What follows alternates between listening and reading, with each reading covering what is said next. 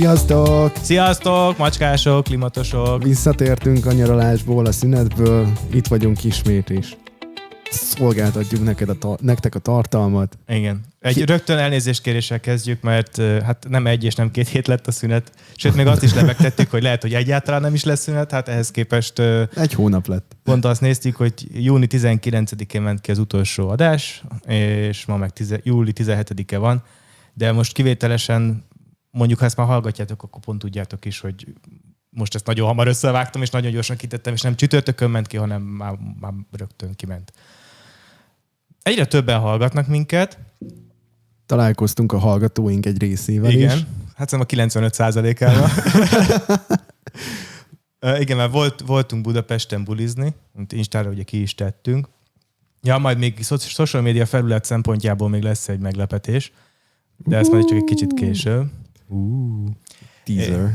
Igen, és hát ott nagyon sok, most kivételesen Budapesten tartottam a születésnapomat, mert éveken keresztül itt volt mindig Zürichbe, és rohadt sok előkészület, előtte takarítás, utána takarítás, üres üvegek, és most eddig már mindig rágták a fülemet a barátaim, az itteni nem magyar barátaim, hogy jó, menjünk már el valamikor Budapest, és mondtam, hogy jó, egy jó fél évvel, nem 10 hónappal ezelőtt meg szóltam nekik, hogy na, akkor most a születésnapom lesz Budapesten, úgyhogy akkor alkalom is van megünnepelni, meg akkor el tudunk menni egy kicsit város nézni. Hát ehhez képest egyetlen egy ismerősöm jött el, már hogy Zürichből. Igen, egy zürichi barátod érkezett meg.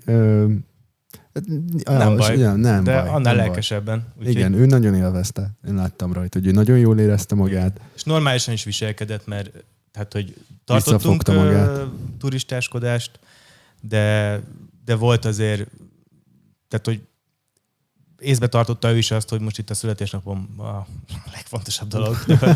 Egyébként is, de hát most meg aztán végképp. Úgyhogy jó volt. Jó volt. De, és de nagyon volt már Budapesten előtte? Nem, ő nem volt még. Ez volt az első. Igen. Ami és hát olyan sztár vendégek voltak a születésnapon, mint Káposztalepke, és ő is már macskás, hát mi meg spagettisek vagyunk. Jó, te nem hallgatsz podcastet, de én nem, de te spagettis vagy, én meg csak káposztalepke, mint emberrajongó vagyok. Na, hát gyakorlatilag hát akkor a 50%-ban spagettilag autorajongó is vagy minimum.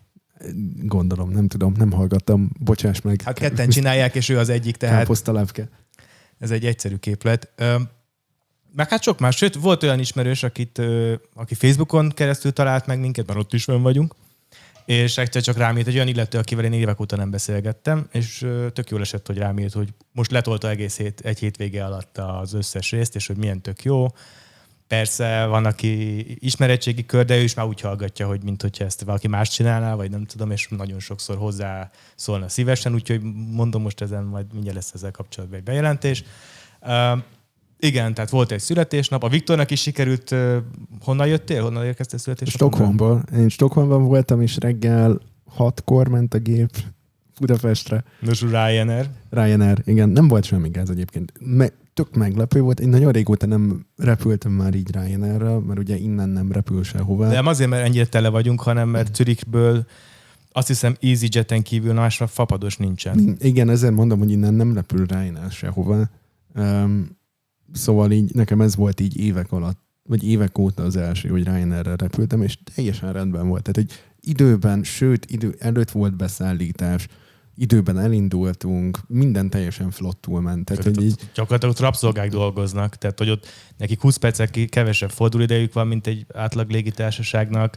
A személyzetet takaríthatják a gépet, tehát azért külön nem fizetnek senkit. Igen. Az tényleg olyan, hogy így, hogyha ők ugye elmulasztják a felszállási időt, ami ki van nekik írva. Akkor felgyújtják a gépet utasokkal. Nem, de akkor valószínűleg nem kapnak olyat egy órán keresztül, és akkor borult az egész. De ez mindenkivel így van. Ez nem függ a légitársaságtól. Igen, csak náluk akkor az egész vagy akkor rámennek az akciósokra? Nem, hanem hogy náluk akkor az egész schedule borult, így mindenestől. Igen, múltkor nem is tudom, hol voltam. Ott az utolsó járatokat, amik ugye tőlük mindig ilyen 10-11 reptérzárás körül érkeznek, az biztos, hogy cancel lesz. Ja, persze, meg hát náluk nincsen nagyon night stop, tehát ott a légitős kísérletnek. De ha van köztetek Ryanair-es vagy vizeres, mert én egy lengyel vizeres csajjal beszélgettem, aki most már nálunk dolgozik, és mondta, hogy náluk ilyen, hogy layover, vagy ilyen, tehát hogy valahol ott alszol, ami nem az otthoni bázisod, hogy olyan nem nagyon volt. Olyan volt, hogy lerohadt a gép, és akkor amiatt, de akkor meg ami a törvényben előírt minimum alvásidőt valami szutykos szállodába töltötték nálunk, meg az van, hogy már arra is szó, hogyha nincs, nem tudom, nem elég meleg a jacuzzi víze, már azt is szóvá teszi a szakszervezet, úgyhogy a szállodánkban. Hát ja, nyilván más a légitársaság és légitársaság között is az, hogy mit tudnak és mit szeretnének szolgáltatni a saját alkalmazottainak is. Ja. De biztos megvan annak is a szépsége, meg hát mondjuk annyi előnye mindenképp van, hogy ugye otthon végzem mindig, tehát akinek ez fontos, viszont szereti ezt a munkát, annak ez biztos előnyös. De én meg mondjuk szeretem azt is az enyémben, vagy ahol én dolgozok, hogy ott viszont sokszor nem vagyok itt, és szerintem ezt környezetemben élők is értékelik. Amikor egyszer a Pászkát megkérdezték, hogy na, és már akkor majd pár éve ott dolgoztam, hogy és milyen, hogy a Dani ennyit nincs itthon, és azt mondta, hogy hát én azért azt hittem, hogy többet el lesz. Úgyhogy ő keveselte is. Ja. De egyébként nehogy félreértsétek, semmi ellenérzésem nincs a Ryanair-rel kapcsolatban, soha nem volt semmi rossz tapasztalatom. Nagyon sokat repültem velük egyébként, amíg még Budapesten éltem, Ryanair-rel főleg, de inkább Wizzairrel is. Mi eznek nem volt értelme. Szóval sokat repültem Ryanair-rel, kevesebbet Wizzairrel, de Ryanair volt főleg, amivel tök sok felé mentem. Hát igen, és csak mondjuk... mindig minden teljesen rendben ment. Nyilván ugye így más, minimálisan ilyen kényelmi eltérések azért vannak, hogy mikor lehet check-in-elni, mikor van backdrop, mennyi ablak van nyitva backdrophoz, mennyire gyorsan halad a sor, mennyi utas van, tehát hogy így más azért, de nekem például semmi rossz tapasztalatom nincs velük. Hát igen, meg rengeteg honfitársunknak igazából ez a két légitársaság az elsődleges képe arról, hogy milyen a repülés. Tehát, hogyha már alapból ehhez szocializálódsz, most például a check-inre gondolok. Hát én ehhez szoktam, tehát hogy én csak ezzel repültem így kezdésnek. Sokszor lehet, hogy föl se tűnik, hogy más úgymond prémium légitársaságnál ugyanúgy csinál. Nem is prémium, hanem csak nem fapados, tehát nem annyira fapados. Ők szereti magunkat prémiumnak hívni. Jobb, ha tőlem tudod. Ne. Ja. Messze van, de mindegy. Tehát, hogy így, nekem ez volt az első ilyen tapasztalatom tulajdonképpen Lufthansa-val volt, így tudom én, egyszer egy repülésem a munkával kapcsolatban, még Budapestről, és utána, miután ide költöztem Zürichbe, innen volt többször ez a sőt, innentől már szinte csak Swiss-szel repültem, mert... Jó, de azért, nyilván ez meg a része annak, hogy olcsó, de azért az rohadtul nem mindegy, hogy Lutonon szállsz le, vagy London City-n, vagy igen. Hogy a Frankfurt International-on, vagy a Frankfurt Hahn-nak csúfolt mindegy, nem tudom, 70 kilométerre lévő valami igen, kiszuperált katonai repülőtéren, ahol gyakorlatilag egy vending machine valami nem működik. Tehát, hogy Párizsban is ugyanez egyébként. De egyszer mentem Frankfurtba, és még Budapestről, azt hiszem, hogy Wizzairrel, és pont úgy szállt le a gép, hogy lekéstem a buszt, ami effektív Frankfurtba ment volna, mint egy, nem tudom, 1,5-2 óra, azt hiszem. Ugye ez a Frankfurt Hahn, de hát az olyan, mint hogyha lenne egy reptér Székesfehérváron, és azt Budapestnek hívnánk. Tehát, és nem is lenne vonat onnan, hanem mondjuk csak valami busz, ami meg minden fűszálnál megáll. Ja, de ez Brüsszelben is például úgy van. Ott kifejezetten van ez ugye a Brüsszel város, meg a Brüsszel Charleroi, azt hiszem. Igen. Az is kint van a picsában. Hát igen, de a Charleroi nincs olyan nagyon messze, meg ott gyakran jár a busz. Itt a Hahnról elment a busz, és valami 2 órát ültem ott, mire jött a következő. Úgy, és mondom, és ennek a csodálatos, nem működő vending machine-nak a társaságába, úgyhogy na mindegy, tehát hogy egy rohadt doboz cigit nem lehetett venni, vagy egy keresztrejtényt, vagy egy nem tudom micsodát, semmit, mert nincs ott semmi. Ott az egy semmi. Viszont... Szóval minden rendben ment. Így Ryanair-re Budapestre odaértem korán reggel, minden szuper volt, jó volt a szülinapod is. Igen, hát mondjuk kibasztak minket, kicsit volt egy összeszólalkozás a biztonsági szolgálattal a végén, de akkor te már nem voltál ott. Mert mi volt? Vagy mit, ki szólt össze? Én ezt bátran kimerem jelenteni, az élesztőben volt paraszt a biztonsági. Hát, tudja meg, országvilág. De mi történt? Hát mondjuk ilyen 3-4 körül jött oda a csávó, hogy majd lassan menni kéne, és hát mondtuk, hogy jó, hát 3-ig van nyitva, és az egyik ismerős még mondta, hogy jó, hát ő gyorsan megtömi a pipáját, mert pipázik. Ez a macska volt, nem? Igen. Macska valamit fölborított, mindegy. Hogy mi megtömi gyorsan a pipáját, tehát hogy nem kell semmi illegálisra gondolni, csak ő pipázik, mert ilyen belbudai liberális, és valami kell tud mindenkinek. És ott ez a divat. És már félig kitette az asztalra, már ott tekert a pipadohányt, meg nem tudom, tehát majdnem kész volt fel, és akkor jött a csávó, de még akkor is csak 50 volt, tehát hogy nem volt óra. Hogy na van, most már menjetek innen csába. És akkor mondta, hogy jó, hagyd fejezzem már, megtömöm a pipát, 2 perc. És akkor mondja ezért, hogy jó volt, menjetek ki a játszótérre, azt ott tekerjétek a füves cigit, vagy valami ilyesmit. És a srác meg erre azt mondta, hogy te meg a helyába is, vagy valami hasonlót. És akkor kicsit szót követett Mónika. Szót követ. Igen, eljöttünk, és utána, ami nagyon durva fordulat volt, hogy utána már sétáltunk lefele az utcán, ki a körút felé, és eljött mellettünk a csávó, és lelassított, leúszta az ablakot, és mondta, hogy egyébként az anyám 1 hónapja halt meg. Oh. De addigra a srác, amint mondta, hogy az annyi csáját, akkor utána rögtön kb. 2 másodperccel később már elnézést is kért, mert azt éreztem már, hogy ott egy kicsit túlreagálta, és hát jó, hát a csávó meg ott lógott ki az autóba, és üvöltött meg utánunk, de még akkor is csak bocsánatot kért, tehát hogy meg hát, ja, mindegy. De és ami fura amúgy, hogy ehhez képest még elmentünk a Kakasba egy utolsóra a Deák téren, és ott meg hát gondoltad, mi van a Deák térre reggel hajnali 3:30 vagy 4-kor a Kakasban. Hát igen, ugye az éjjel-nappal nyitva van. Igen, és az van. Jó, most azt, hogy a vendégek milyenek voltak, azt nem ecsetelem, mert nekik a fantáziára bízom. Svájci hallgatóinknak mondom, hogy ez körülbelül egy ilyen olé-olé típusú, annak megfeleltethető.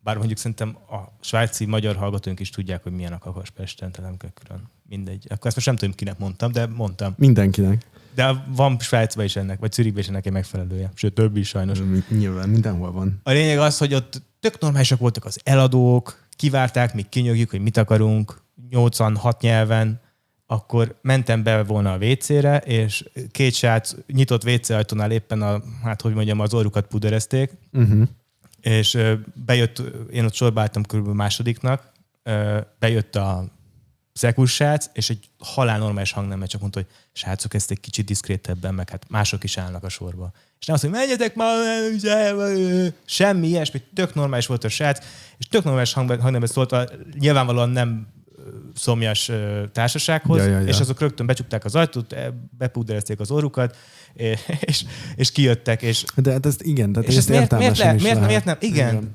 Jó, egyébként itt meg én hozzá vagyok nem tudom, hogy mindenhol így van, de azért ahol így jártam én éjszakai szórakozóhelyen, vagy kocsmában, ahol van kidobó, vagy ilyen szekus, mindenhol halál normálisak. Nem az alap, hogy beléd akarja állítani a pillangók és rögtön, mert csúnyán néztél, vagy nem abba a sorba álltál, vagy nem rögtön mutattad az ID-t, vagy nem tudom. Tehát, hogy ezt, és ezért neki sokkal egyszerűbb az élete, mert ha nem bassza föl magát rajta, akkor... Hát meg tudod, hogyha normálisan szólsz valakihez, akkor nagyobb esélye van annak, hogy ő is normálisan fog reagálni. Pontosan. És ha meg nem, akkor még mindig ott... Kurvára visszhangzok. Amúgy, ha meg nem, akkor meg mindig ott van az, hogy még akkor tud rajta csavarni fölfele. De már rögtön teliszájjal anyázva szól hozzád, egy alapból azért ez mégiscsak te oda viszed a pénzedet, tehát hogy normálisan szóljon már egyrészt. Másrészt meg akkor még van hova fokozni, mert hogyha rögtön üvöltözve kezded felsőcén, akkor... Hát a másik is vissza fog üvölteni, és aztán a következő hogy elkezditek ütni egymást. Mert az már alapból eszkalálja a helyzetet. helyzetet. Így lehet megoldani egy konfliktus, hogy üvöltesz, meg megvered a másikat. Ja. Na mindegy. Szóval jó volt a születésnapom. Jó volt, jó reggel sokáig beszél. Nem is tudom, azt hiszem ilyen féllegális egyébként, mert ki van írva, hogy ne ülj ki, de kint vannak az asztalok meg a székek, és mindenki kint ül Kakas előtt ott a busz megállóba. De jó volt, nagyon jó volt. Isten jó volt, köszönöm neki, aki eljött. Én is. Készülünk majd, illetve én rendeltem, most ebben se kezdek, mert ez egy másik félórás örjöngés lenne a részemről, de rendeltem macska limatos matricákat, amiket ilyen gerilla kampányon belül bárkinek elküldünk szívesen, és akkor ragaszgathatja, amit már beszéltük, hogy bárhova. Homlokára. A Trafipax optikájára nem, ezt nem szabad. A homlokára rakja, és akkor hirdesse a saját testén. A macska szavát. Hát, vagy tetováltassa magára. Azt is lehet. Arra nem küldök matricát, ne pazaroljuk. Hát, de így akkor le tudja venni, meg el tudja mindegy. Ez egy diszkrétebb. Egy nagyon fancy, svájci kinézetű, meg pont CH végződési oldalról rendeltem. Hát kiderült ez, ami dropshipping szar. Portugáliában gyártják a matricát, és hogy hívják ezt a GLS meg sikeresen már Portugáliában elhagyta. Nagyon Tehát senki jó. nem tudja, hogy hol van az 500 darab matrica, úgyhogy addig e-maileztem velük, hogy megígérték, hogy a hónap végére újra gyártják és elküldik, úgyhogy ez még várat magára, de majd jelezzétek. Ezek a portugálok, Istenem. Csak a baj van Hát velük. komolyan mondom. Ja, na, egyébként vadonatúj stúdióból jelentkezünk. Ugye azt mondtuk már, az előző részt úgy mondtuk is, hogy ugye én költözni fogok, és ez lezajlott. Még ilyen dobozhegyek között élünk, aminek a macskák mondjuk kimondottan örülnek, ők élvezik. Engem most már kezd zavarni, de most már lassan kibontjuk, de borzaszt. Tehát, hogy jó, Svájcban nagyon sok minden működik jól, de azért az, hogy mi szóltunk is, hogy amúgy egy hónappal később is tudnánk költözni, mert ez egy vadonatújonnan felújított ház, és abba költöztünk be. És mondták, hogy nem, meg hogy mi van, mégse akartok jönni, vagy mégse kell a lakás. Mondtuk, nem, csak hogy amúgy nekünk úgy jön neki jobban, de mindegy, duplán fizettünk, úgyhogy most az előző lakást is fizettük júniusban, meg ezt is, mindegy. Nyilván nem mennek ebbe bele, mert ez nekik egy hónap pénzkiesés. Értem, csak utána meg beköltöztünk, a fűtőtest nem volt felszerelve, az internet nem volt behúzva, a pince még nincs kész, itt kibejárkálnak a munkások non-stop, most meg olyanokat csinálnak a házfeltartó, hogy este 8-kor küld egy e-mailt, hogy másnap reggel jönnek 7-kor az internetet megcsinálni, és aztán meg nem jön senki. Rájuk telefonálok, nem tudom, 11 órakor, hogy mi újság, azt mondják, hogy visszagnak, és azóta is hívnak. Nice. Úgyhogy elmennek ők is a faszba. Na. Hát a házfenntartók egyébként. Ilyenek meséltem neked, említettem az előző részekben is. Mosógéppercek. Lám az ecet nem nyújt folyamatos védelmet. Engedje meg, kedves háziasszony, hogy ajánljak önnek egy jó kalgon. Védi a mosógépet és lágyítja a vizet. Ezután ezt fogom használni. Minden mosásnál. Igen, még miért vele kezdesz, csak ugye múltkor nagyon leoltottalak ugye a mosógép ökológiai lábnyomával kapcsolatban az igen. egy mosógéppel egy emberrel, és hát most egy olyan lakásba költöztünk, hogy nekünk is olyan luxusban élünk. Figyelj, Dani, akkor most már te is moshatod a szaros rongyokat. Annyira szerettem volna, hogy ez nem jön elő. De... hogy olyan luxusban vagyok, hogy saját mosógépünk van és szárítunk, úgyhogy itt nagyon sokat mentem. És ráadásul nem is gondoltam, hát a macskáknak ők sosem láttak mosógépet előttem, úgyhogy ők teljesen kész voltak ettől, hogy az miért zúg, meg megy, meg nem tudom. Hát persze meg az alapból, hogy nekik ez az egész lakás új. Ugye itt a villamos elmegy a ház előtt, nem fogjátok hallani, nagyon jók az ablakok, de itt az egyik szobában nyitva volt az ablak, és a macska nem értette a koncepcióját a villamosnak, csak hallott, hogy valami zörög. De hülye. És ugye csak egy ablak volt nyitva egy szobába, és ugye olyan volt, hogy abban a szobába jött neki a hang. És megállt a szobába, és nézte a sarkot, mert neki úgy tűnt, hogy onnan jön a hang, és nem értette. És ezzel elment egy egész estéje neki, hogy összerakja a villamost. Aranyos. Úgyhogy hát ez a költözés is kicsit pont a legnagyobb kánikula kellős közepén. Sokan kiseggeltek a segítésből, mert nem kértünk fel céget, és ezt mindenkinek mondom, aki egyrészt a legfontosabb tanácsom ezzel kapcsolatban, hogy ne költözzetek. Vagy ha igen, akkor úgy, hogy felgyújtjátok a régi lakást, fölveszitek a biztosítási pénzt, és akkor az új lakást abból berendezitek. De hogy ne kelljen átvinni a cuccokat effektíven. Ez egy nagyon jó tanács, de hogyha bárki megcsinálja, akkor nem a Dani javasolta. Ezt ironikusan mondtam. Nem, ebből nekem nem lenne hasznom, úgyhogy ez nem állna meg felbújtásnak. Gondolom én. Nem hívjuk tudom, fel a nem szünetbe egy vagyok ügyvédet. Ja. Ki kell ezt vágni, vagy nem. Egyébként volt, erről úgy jutott eszembe, Pascal mesélte, Pascal Wallizi, Dél-Svájc, az olasz hotel mellett, és ott félig német beszél fel, nem is ez a lényeg, hanem volt valami alpesi hotel, és hát nem nagyon ment. Vagy már föl kellett volna újítani. És a csávó kötött rá jó biztosítást.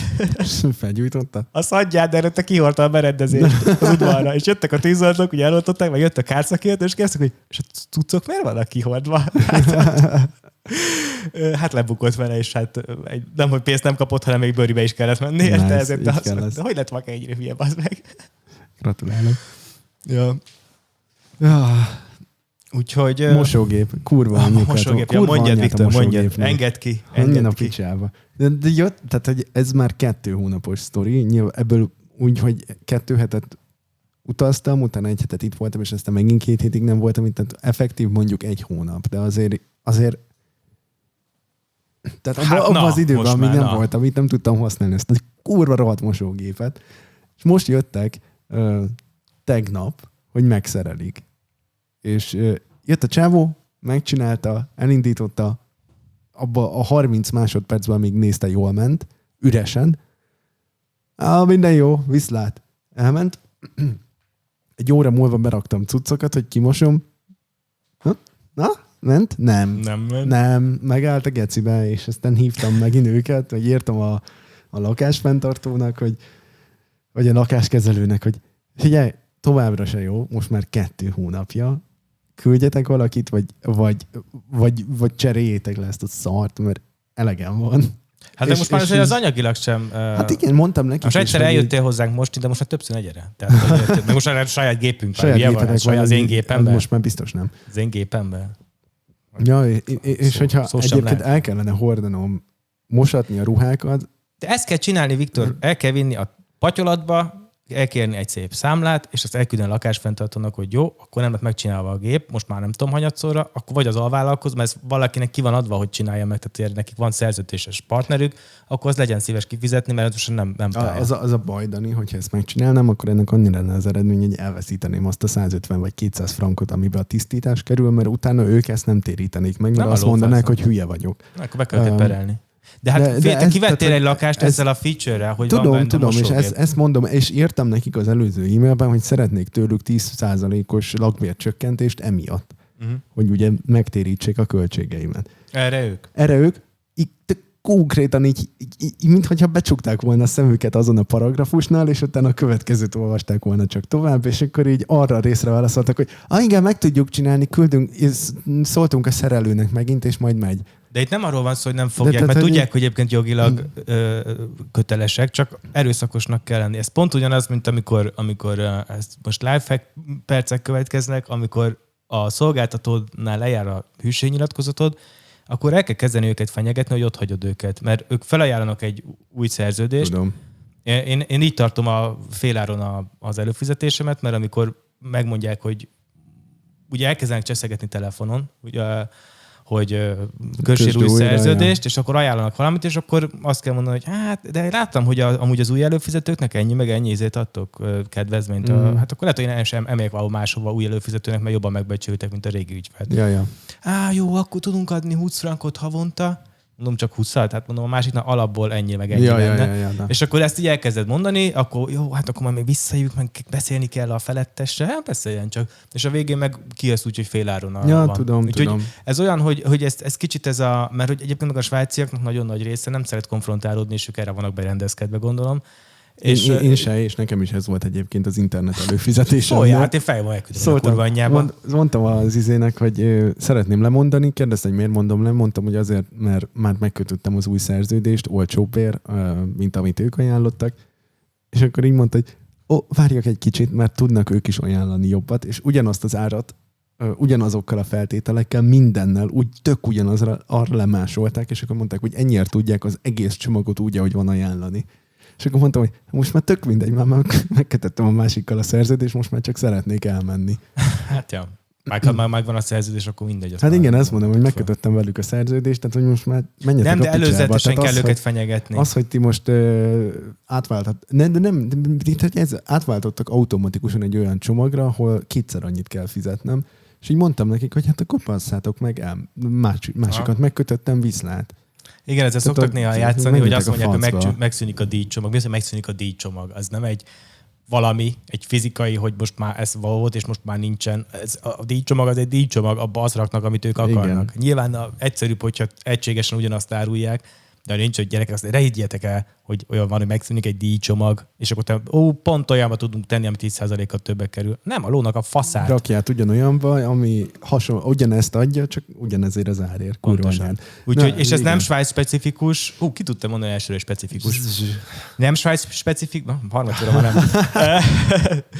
Ez nem svájci dolog, ez mindenhol így van, az összes ilyen mobil, meg tévé, meg internet szolgáltatónál erre nekik van egy tólik keret, hogy meddig mehetsz le, és pofátlanul kell alkudni, mert nekik a legnagyobb érvágás az nem az, hogyha 20 fillérre kevesebbet fizetsz, vagy 10 000 forinttal, vagy 5-tel, hanem az, hogyha nem vagy már ott, hogyha elmész, mert akkor semennyi pénzt nem látnak. Mert ezek az internet előfizetésekben nekik nyilván van a fenntartásnak költsége, de effektív az, hogy használod, az nekik nem kerül pénzbe. Ja. Tehát tök mindegy, hogy mekkora díjcsomagot használsz, hogy mekkora adatkeretet, tehát hogy akiknek előfizetésük van, azok nyugodtan, amikor lejár a szerződés, akkor szépen meg kell őket fenyegetni, hogy elmentek, mert erre van neki keretük, amiben le lehet menni.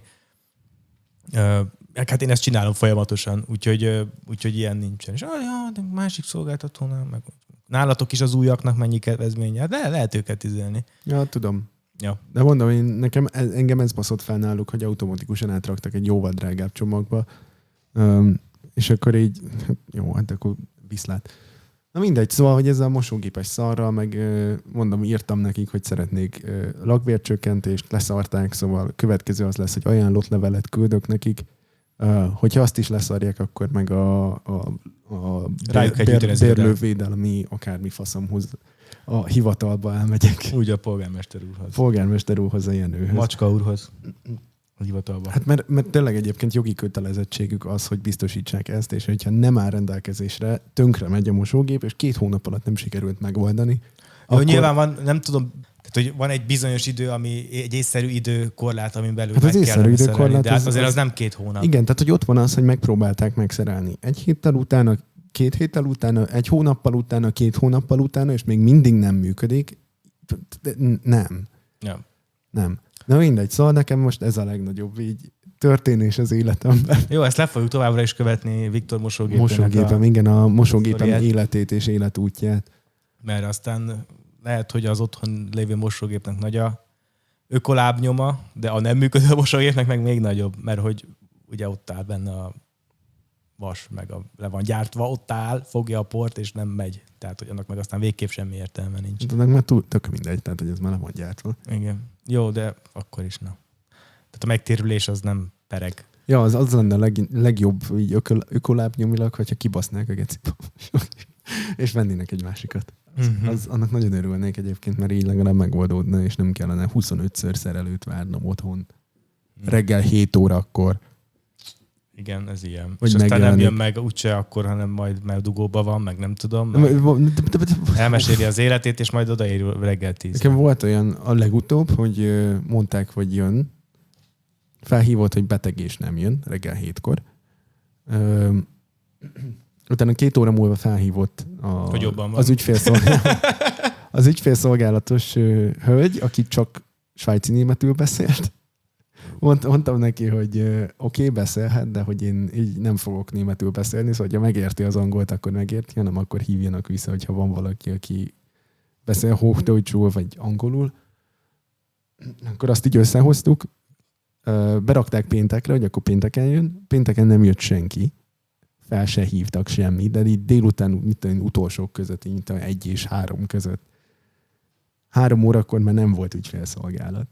Tehát, hogy másnap reggel felhívtam őket, hogy amúgy hol a büdös picsába van a szerelő, mert hogy úgy volt, hogy pénteken jön. Ja, hogy beteg, és hogy nem jön. Ja, mondom, tök jó, és nem akartak felhívni, hogy nem fog jönni pénteken. Ja, nem. És akkor jövő hét utáni hétre. Jövő hét utáni héten már nem vagyok itt, mert megint utaztam. Jó. Ezekkel a lakásfenntartókkal csak a baj van. Megint ugyanezt. Tehát, hogy így most itt volt szerdán, és most nem tudtam megszerelni vagy szerdán délután, vagy valamikor beszéltem az ügyfélszolgálatossal, mondtam neki, hogy mi a faszomban. Már ennyit káromkodok. Most tényleg sokat. Most szóval beépítettünk egy sípológombot, csak nem tudom, mikor fogja azt mondani a Viktor, hogy menjetek a büdös showba. Szóval, meg. Igen, szóval most van beépített Viktor szájkosár. Igen, de messze van, nem tudom nyomkodni. Majd én nyomom. Ja, szóval nem tudom, hogy most, mert azt mondta a csávó, mert hát remélem, hogy jól értettem, mert németül beszéltünk. És azt mondta, hogy megbeszéli majd a lakásfenntartóval, hogy mi legyen a következő lépés, és utána jelentkeznek, de hogy így az már egy napja volt, és még mindig semmi. Szóval gondolom így döntenek, hogy rááldoznak-e még 300 frankot, vagy nem. Hát igen, mert most lassan egy újnak az árát. Hát nem lassan szerintem, fizették. Tehát hogy már kijött a csávó szerintem 4-szer vagy 5-ször biztosan. Meg főleg, hogyha nem háztartásnak mennek, tehát hogy nem mondjuk magállak, vagy nem te vagy a tulaj, hanem széges. Akkor meg még vastagabban fog a ceruza, úgyhogy igen, most ez lassan a lakásfenntartónak igen, ezt mondom, ez business to business, és hogy így csak a kiszállás. szerintem egy ilyen 100-150 frank körül biztos, hogy van. Hogyha 5-ször ott volt, az már 750 frank. Hogy éri ez meg? Tehát, hogy egy mosógép olcsóbb. De ők meg ők valószínűleg őket nem ők nem tudják kimosni a bugyiukat, úgyhogy igen, őket tökre nem érdekli, meg amúgy így nyilván számlázzák a tulajdonosnak tovább a dolgokat, és őket rohadtul hidegen hagyja, hogy mennyibe kerül. Na mindegy, szóval jó, írok nekik levelet. Ezen Reddit subredditek telnek meg külön ezek a lakásfenntartó, meg ugye nagyon sok helyen, hát Magyarországon azt hiszem, ez inkább az a jellemző, hogy a tulajdonossal kell vitatkozni, hogy valami meg legyen csinálva, vagy ne legyen, meg ki akarják, hallottam ilyet is, hogy a elromló valami áttartási gépetnek a megjavítatását ki akarták a bérlőbe fizettetni. Hogy akkor mire fizet bérleti díjat? Tehát, hogy haló. Ja. meg ezek az ilyen tipikus british dolgok Angliában, nem tudom, valami onnan bukkannak fel ezek a képek, ezek a 6-szor átfestett tapéta, meg minden le van festve, 67-szer olyan vastag része van, nem tudom. Az a Landlord Special. Igen, úgy, igen, a Landlord Special. Ja. Egy csótányt ráfestik a falra. Igen. Hát most tulajdonképpen nem tudom, ez egy évadnyitó lenne. Úgyhogy egy kicsit menjünk már vele. Ugye itt a legelső részeit beharangoztuk, hogy lesznek ilyen angol nyelvű adások, és amiről nem került sor, de most már én két emberrel is beszéltem, akik ők nem a rendes adás, vagy hát rendes adás lesz, csak hogy van két ember, akivel nagyon szívesen beszélgetnék, mert tök érdekes életük van. Tudjuk, hogy ez csak az angolosoknak lesz érdekes, de nem fogjuk annyira brutálisan túl cizellálni, meg tehát, hogy érthető angolul fogunk beszélni, és már két vendéget már így búkoltam gyakorlatilag, majd azt meg kitaláljuk, hogy a Viktorral együtt csináljuk, meg vagy hogy ő is majd hoz valakit külön, vagy hogy ezt majd meglátjuk, de csak annyit mondunk, nem mondom előjáróból, hogy lesz egy vendégünk Zimbabvéból, és lesz egy Ukrajnából. Úgyhogy ilyen első kézből olyan dolgokat, amiket amúgy az ember így csak esetleg az tévében hall, vagy lát, vagy olvas, vagy nem tudom, tehát hogy olyan dolgokat fogunk tudni tőle megkérdezni. És igen, és tök érdekes életútjuk van, vagy az, hogy kerültek ide, meg hogy egyáltalán mi, hogy ismerjük egymást, az is némelyik esetben vicces, bár nem biztos, hogy egyre publikus. Na, majd meglátjuk, igen. Úgyhogy erre készüljetek. Úgyhogy most gondolkodjatok azon, hogy mit akartok egy Zimbabweitől, vagy egy ukrán sráctól kérdezni. Azt esetleg meg is írhatjátok már előre Instagramon. És akkor aztán most meglepetés. Igen, és akkor aztán most mondjuk is el, hogy hol. Indítottunk egy Telegram csatornát, ami még csak ilyen belsősként szolgál, tehát egy pár ismerősünk van még csak rajta, de ki fogjuk most már tenni az Instagramra is a kódot, meg a linket hozzá. És különösen egy Linktree-t, Viktor. Annyi linkünk van, hogy nem igaz, és ezt lehet, hogy össze lehetne ott fogni. Lehet, igen. Hogy a Instagram, a Facebook, van e-mail címünk is, ezt még sosem mondtuk el, de egyébként él a macska a limatban @gmail.com, tehát hogyha valaki terjedelmesebben akar írni, vagy jobban szereti az e-mailt. Panaszleveleket ide várjuk. Igen, illetve Budapest 11. kerület, Róna utca 172-re. Nem. Ez a TV2-nek a címe. Igen. Küldjétek oda, küldjétek. Oda a kutyaszaros zacskókat, de nekünk meg a jóféle csokikat. Nem, de hogy oda meg e-mailt lehet írni, igen. Tehát, hogy a macska limatban gmail.com-ra lehet e-mailt is írni, ezt valami sosem, pedig ez volt az első dolog, amit megcsináltam. Aki még nem követi Instán, az ott kövessen Instán, mert általában ott szoktuk a beharangozókat az új adáshoz kitenni, amikben a Viktor rengeteg energiát fektet. Hogy nem látszik rajtuk, de ő belefekteti.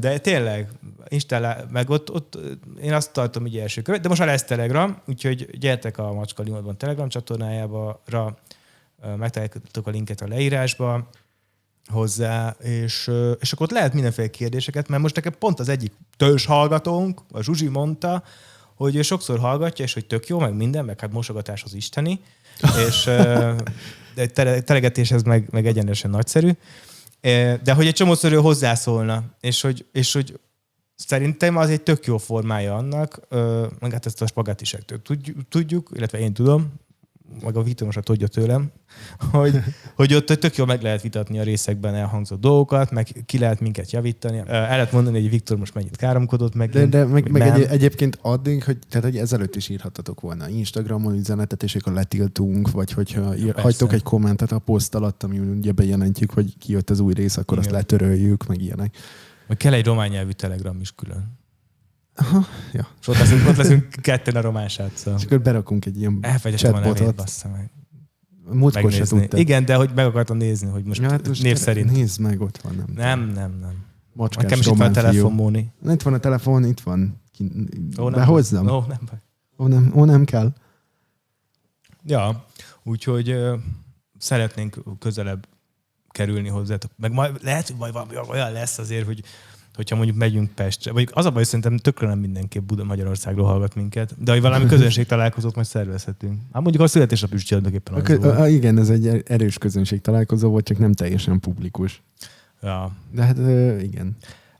Most az első adásra azt terveztük, mondom azoknak a hallgatóknak, akik szeretnék hallani, hogy fél óra után el vagyunk, hogy mire fog szólni a mai adás. Ma lazázni fogunk. Ő az? Nem, akkor több román is van. Lesz egy podcast trianon? Ő az. Igen. Tuturacsi Johan. Johan, köszönjük a támogatást. De most hát többen vannak. De szerintem lehet, hogy lesz egy podcast trianon. Hogy magukhoz csatolják a Macskalivatban. Vagy a Limatot. Vagy igen, itt vannak még, nem tudom, hogy kiemeljük a román nézőinket így név szerint, de szerintem ne. Nem az tudom, van, most elmondhatok egy kulisszatitkot, ugye volt egy pár sztori, amit megpromóztunk, hirdettük, és ugye be kellett lőni a célközönséget, és mi nagyon úgy szeretnénk lőni a székely-erdélyi barátainkra, testvéreinkre, hogy nem igaz. Úgyhogy én bejelöltem. Ezt ne így hogy nem lőni, vagy nem úgy lőni. Nem spriccelni. Hát azt meg végképp nem. Hát hogy? Nem. Ezt hogy kell mondani?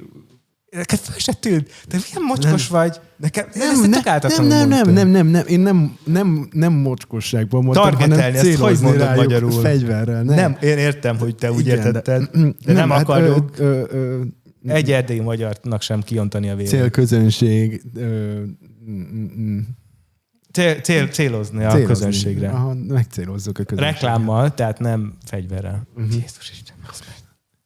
Nemzetközi konfliktus lesz ezt mondani. Hát bazd meg, szerintem bekéretik a nagykövetet. Igen. Nem tudom melyiket, de befogják. Mindegyiket.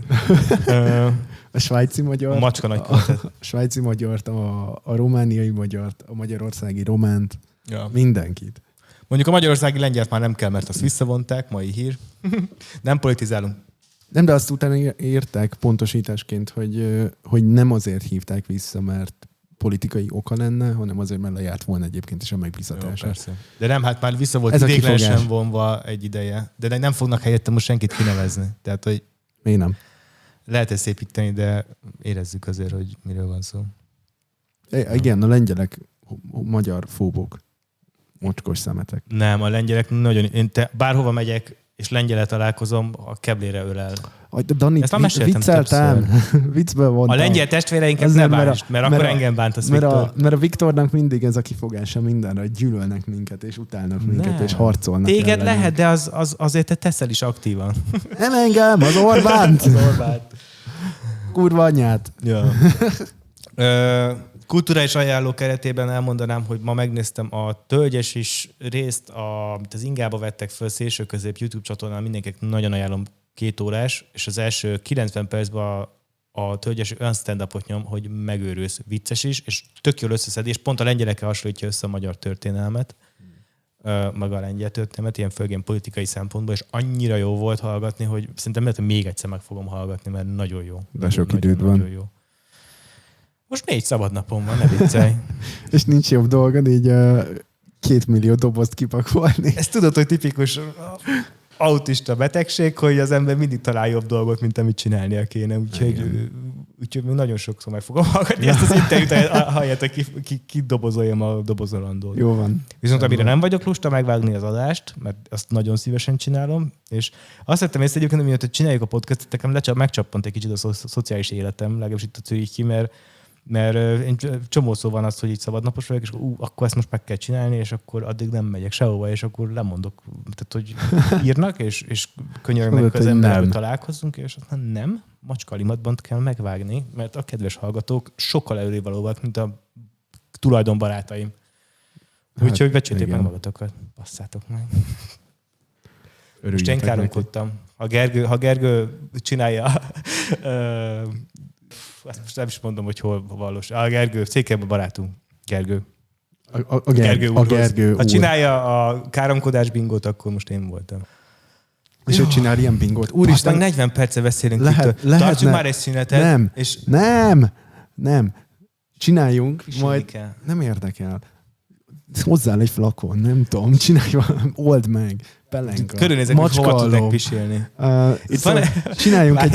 Csináljunk egy ilyen hivatalos macskalimatban bingót, ami minden részhez van valami ami kipipálod, hogy Dani káromkodott, Viktor káromkodott. Nem, itt van egy gombapresszós bögre, majd abba be. Nagyon jó lesz. Nem, az a baj, nem azért meg gombapresszós, nem azért bele.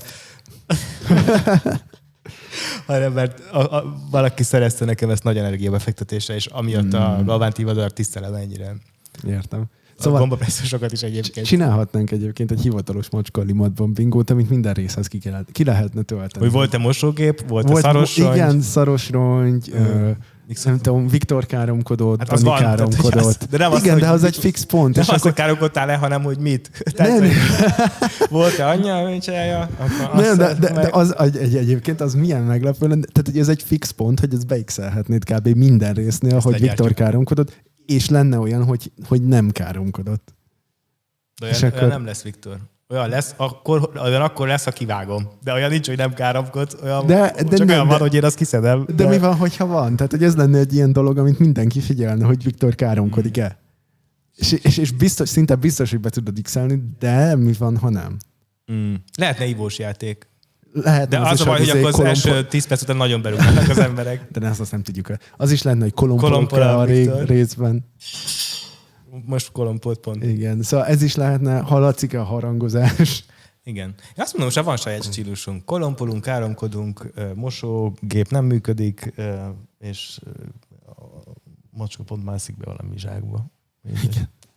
Könnyebb lesz kidobni. Szerintem ez egy tök jó. Majd megpróbálok ilyen dolgokat összerakni. Egyébként a Telegramon írhattok ilyeneket, ilyen javaslatokat, hogy mi lehetne benne egy ilyen macskalimatban, bingóban. Kreatív hallgatók, csináljatok. Én szerintem a Mumiavadász erre képes csinálni. Szerintem ez egy tök jó. Mumiavadász, csinálj egy macskalimatban bingót. Hát vagy ne csinálj, csak javasolj dolgokat, hogy mit rakhatnánk bele. Hát nem csinálja meg. Nekem Csináld meg Mumiavadász. ChatGPT megcsinálja?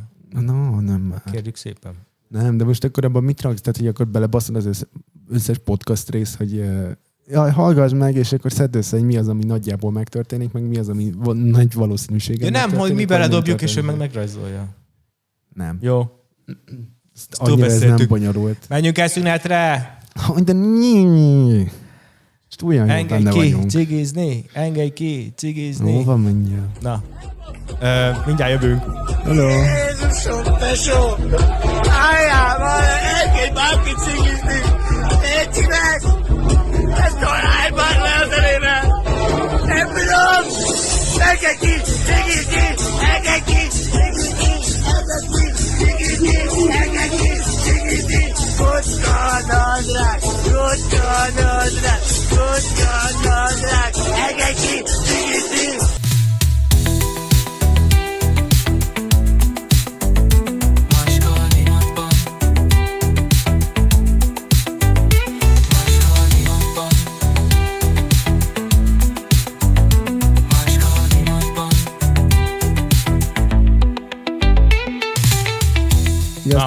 Na, vissza is tértünk. Visszajöttünk. Ugye nem volt szünetről, Dani cigizett, pisélt, minden megvolt. Töltöttünk inni. Megbeszéltük a dolgokat. Igen. Nem lett megbecserelítve a gombapresszós bögre. Még. Na. Majd a következő részben. Na de amiről most beszélni fogunk, ez így... Adhatunk valamit a bingóhoz, a macskalimatban a bingóhoz, ez pedig a romcsoki szekció lesz. Nem, az, hogy Dani mondja el, hogy na. Hát azt mindig mondom. De ez is lehetne. Illetve az, hogy lesz szó a romcsokiról. És igen. lesz. És lesz, mert most arról fogunk beszélni, így ilyen nagyon ilyen nyári és nyaralás, és minden, mi is visszatértünk a nyaralásról, és erről fogunk beszélni. Hol voltunk? Mit csináltunk? Milyen Minek trippen mentünk voltunk? oda? Mit csináltunk? Minek mentünk oda? Nagyon durva sztorik vannak nekem. Na. Csak mondom. Na. Hallgatom. Ja, és akkor így a romcsoki. Kezdjük az unboxinggal. Itt van egy hatalmas zacskó romcsoki előttem, most így jól elkezdem csörgetni, hogy mindenkinek tetszett. Én, mint a romcsoki svájci ambasszadorja, hoztam a Viktornak kiderült, hogy nagyon, ha jó boltba mész, ezt tudod, hol vettem? Várj egy picit, amíg kipakolom őket az zacskóból. Kolozsváron vettem ezeket, Aha. és nagyon sokféle romcsoki van. Na, bazd meg, le is ejtem. Az egy sima volt, olyat már ettél. Nem kókuszos. De ez nem mind a tiéd, ezt... Gondoltam, ennyit nem tudok megenni. Ha valami hallgatóság, az első 3 Telegramra csatlakozó hallgatók, mondjuk ezt mondom az Instagramra, és aztán basztatok írni. Küldünk romcsokit a Telegram hallgatóknak. De csak akkor, hogyha írtok. Igen. Ez egy nem fizetett promóció, ezt azért szeretném a Spotify-nak is jelezni, miért letiltana minket, hogy nem szóltunk. Ez nem az, ez saját szakára romcsokizunk. Kedvességből. Kedvességből. Senki nem szponzorált semmit. Na, mondd, hogy mit látsz. Na, szóval szétválogattam így fajta szerint a romcsokikat, és akkor látom ezt az eredeti, Hát ez nem a klasszik, de a klasszikkal megegyező a klasszikkal megegyező méretű autentik romcsoki, ez romszík kókusszal. Nem úgy kokosz, mint a kokosz, hanem... Nem az puder, hanem a kókusz. Szóval van egy kókuszos, akkor van a következő, ami... De ez fehér csokis kókuszos, tehát azt tegyük hozzá. Fehér csokis kókuszos, elnézést. Tejcsokis. Látok egy ilyen, ami fehér csokis karamellás. Sós karamellás. Sós karamellás, meg talán még mogyoró van mellette itt. Fogalmad nincs. Akkor van egy... Disznóker egy gyöngyöt vetettem. Van egy az érzésem. Buzz nevezetű, ami rum aromával van, gondolom, aroma de rum. Igen, hát ez... Valami, meg ilyen nápolyi nápolyi van benne, hogy nézem. Micsoda? Mutasd. Hát ott az alján. Az nápoly is. Ja, az ilyen piskótaszerűség. Akkor az. Ez az eredeti, gondolom. Igen, csak ez a dupla. Tehát eredetileg 2 van összecsomagolva. 2. És van még egyfajta, ez az Infinite nevezetű. Ez egy ilyen vékonyabb. Ami, hát ilyen kekszarabokkal van, ezt írja. Ez a romcsokik slim cigije. Igen, ez a vékony és hosszú. De abból is van többféle, várjál, mert van popcornos. Hoppá. Ez popcorn? Ja, igen, ez popcorn talán. Popcornos. Nem tudom. Akkor van meggyes, ugyanebből a slim típusúból. Igen. Van meggyes, meg van ez a popcornos változat. Igen. Na, ennyi, ezek a fajták vannak. Akkor amíg közben te beszélsz, én egyet itt majd megkóstolok. Jó, csak ne csámcsogjál bele, majd lenémítod. Utólag. Nagyon szívesen, Viktor, bazd meg. Hát majd, hogy... Olyan műgonddal válogattam ki, hogy minden típusúból jusson hozzád. És... Igen, köszönöm szépen. Nagyon kedves vagy. Ja. Értékelem a kedvességedet. Azt is írjátok meg, hogy kipróbáltatok már romcsokit. És hogy melyik a kedvencetek. Nem, miért vagytok ennyire lúzerek? Miért lehet ilyen rossz indulatú egy szünet alatt? Nem tudom, fáradsz. Ja, nem. De mindig ilyen vagy. Jó van. Szóval igen, ugye nekünk volt vannak barátaink Erdélyben, Székelyföldön, és tavaly voltunk az esküvőjükön, meg tettünk ott egy kis trippet a Galván úrral, meg a Pászkállal, és nekem apukám nagyon irigykedett, hogy voltunk, és hogy ő meg valamikor 14 éves, a 70-es években volt valamikor utoljára, először is utoljára. És anyukámat meg őt erre nem lehet annyira rávenni, hogy arra menjen, vagy menjenek, vagy nem tudom. És, mert anyukád örült, hogy egy kicsit külön voltak. Hát ja, gondolom. Meg gondolom apukád is. Mindenki örült. Erről őket kell megkérdezni. De a lényeg az, hogy kitaláltuk, hogy amúgy is mennénk szívesen megint vissza, és akkor azt összekötjük az, hogy apukámat is elvisszük.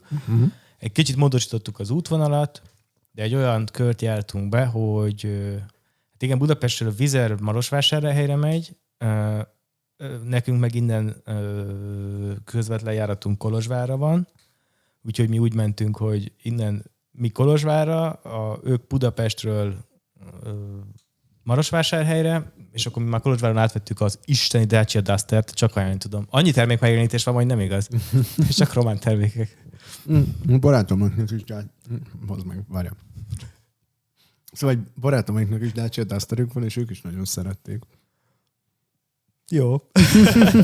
Látom, hogy köszönöm, hogy ne csámcsolok bele a mikrofonba, amit nagyon értékelek, mert én meglátja, akkor én rosszul leszek.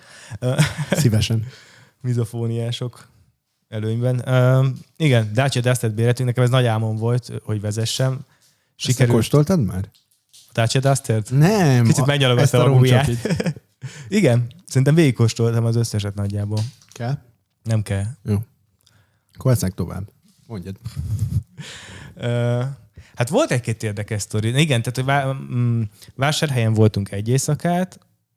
Elnézést kérek a vásárhelyiektől. Mondom akkor ilyen Discovery-sen. Vásárhely az régen egy magyar többségű település volt, és most már csak valami... Éppen most csúszott a legutóbbi népszámlálás alatt, vagy akkor derült ki, hogy most a kevesebb, mint 50% a magyarok aránya. De én nem tartom... Szerintem ez Magyarországról is elmondható sok helyen, hogy ez egy viszonylag nagy település, viszont sajnos nagyon durván sok autóforgalom van. Tehát olyan, mint hogyha tehát nem tudom, a Rákóczi autóforgalom. Nem tudom, nincs, az a baj, hogy ezen a részen nagyon hagyták lerohadni a tömegközlekedést, és azért mindenki autóval jár, még a városon belül is, és sokszor, és nem annyira előzékenyek sok esetben, mondjuk a gyalogátkelő helyen, és ez nagyon szerintem lerontja a városnak a feelingét, vagy így az, hogy érzed magad benne, hogy hallod-e a saját hangodat az autóktól, vagy nem, és inkább nem sajnos, mint igen. Viszont találtunk egy tök jó helyet, aminek most nem fog eszembe jutni a neve, de mindjárt, és magyarok üzemeltetik, hogy ezt mindenképpen be akarom mondani, mert nagyon jó kis kajájuk van, ez ilyen pubszerű, tehát hogy ez Marosvásárhely. Zoomolj már ki! Azt tudom, hol vagyok. Most a térképen szórakozok. Ez egy nagyon érdekes volt már ott is, hogy nekem angolul van a Google Maps-em, ezért az összes település nevét románul látom, és nem mindegynek tudom rögtön, hogy a románnak mi a magyar neve. Egyébként pont ezt akartam Pászkának a térképen németül van, és... Mi a román neve? Tárgumures. Ures. Most nem tudom, hogy jól mondtam, de Tárgumures. Pászkának németül van a Google Maps-je, ami sok településnek van német neve, és ezért ő németül látta, és a többiek, apukám meg a Galvánnak meg magyarul, úgyhogy nekik meg a magyar nevet mutatta. Úgyhogy direkt csináltam egy ilyen táblázatot egyébként, hogy az összes településnek mind a 3 nevével föl van tüntetve, vagy legalábbis a román meg a magyar föl van tüntetve, hogy... Amúgy érdekes az utca szerkezete is így Maps-en nézve. Igen. Most mindjárt megtalálom rajta, addig kérdezzél valami értelmeset. Azt a helyet, amit be akarok mindenképpen promózni, mert nagyon jó, nagyon kedves kiszolgálás van, nagyon aranyosak. És jó volt a kaja is? Igen, ilyen kenyérlángosszerűséget ettem, és ott vártuk, míg a többiek odaérnek repülővel. Úgyhogy volt, hogy kis időnk tudtunk ebédelgetni, és az tök jó volt. Addig éneklek, és akkor így szórakoztatok mindenkit. Csináltam neki.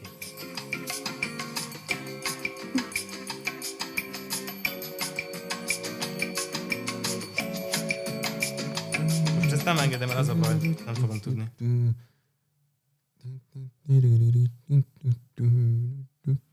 Nem a Laci Csárda? Ez lesz az. Restaurant Friends. Strada. G-Café, bazd meg. Na most akkor vághatóvá tesszük. Na megvan. G-Cafénak hívják. Nem G, hanem G. Csak simán G. Egy G betű? Igen. Bazd meg. G pont. Ja, nem is G pont café. Érted? Nem. De...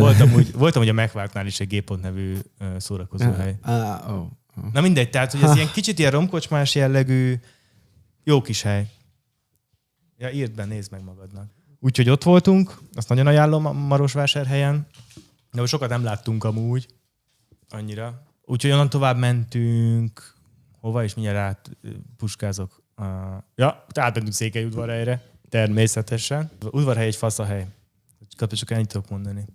Igen. És ott nagyon jó, ott nagyon jól értük magunkat. Ott a környéken mászkáltunk el egy kicsit, meg a városba, nagyon jó kis kávézók vannak, Székelyudvar ez egy tök jó hely. Ott az ilyen 90% fölötti magyarok lakta a rész, tehát hogy bátran megszólalhatsz magyarul. Visszafele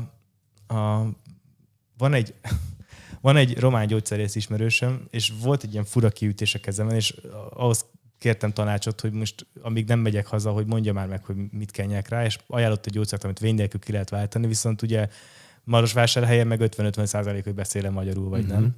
És bementem, és én nagyon félve mondtam a patikus nőnek, hogy kérdeztem, hogy beszél-e angolul, és ilyen suttog, vagy magyarul, és akkor így angolul, és így láttam, hogy ilyen falfehér lett, és mondom, vagy magyarul, és akkor megszólt, hogy ja, magyarul, persze, természetesen, de most angolul kellett volna beszélnem, akkor lehet, hogy egy kicsit zavarba jövök. Úgyhogy aztán kiderült, hogy beszél magyarul, egy magyar patikus hölgy volt, úgyhogy kiadta, vény nélkül, és csodát tett velem a román krém, úgyhogy azt nem tudom, hogy mi volt a neve, úgyhogy ezt nem fogom bepromózni. Csodát tett a román krém, értem. Hát jól van, ügyes vagy, nagyon jó. Igen. Udvarhely, onnan fölmentünk Madarasargitára, és utána átmentünk Gyimesbükre, ami már a régi Erdélynek a széle, tehát hogy Magyarország sose tartott tovább, ott azután van egy, úgy hívják, 1000 éves határ, ennek van is egy ilyen emlék, parkja, millió kopjafával, jó van.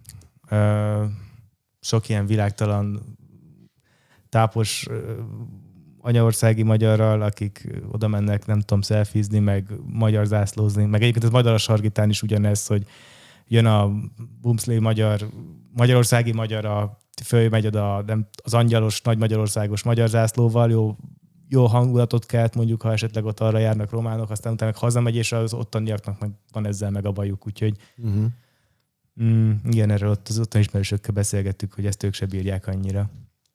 Hát megértem. Meg aki egyébként ebben nőtt fel, meg már így született, annak nyilván egy valami, tehát egy tényező az életében, de nem az, hogy minden este ezért sírja le a párnáját Trianon miatt. Hát ezek az emberek se ezt csinálják, csak ilyenkor jó oda menni, és akkor...